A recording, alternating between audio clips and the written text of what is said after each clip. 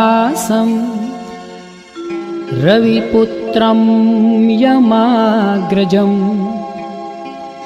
छायामार्तण्डसम्भूतं तं नमामि शनैश्चरम्। नीलाञ्जनसमाभासं रविपुत्रं यमाग्रजं छायामार्तण्डसम्भूतं तं नमामि शनैश्चरम्। नीलाञ्जनसमाभासं रविपुत्रं यमाग्रजं छायामार्तण्डसम्भूतं तं नमामि शनैश्चरम्। नीलाञ्जनसमाभासं रविपुत्रं यमाग्रजं छायामार्तण्डसम्भूतं तं नमामि शनैश्चरम्।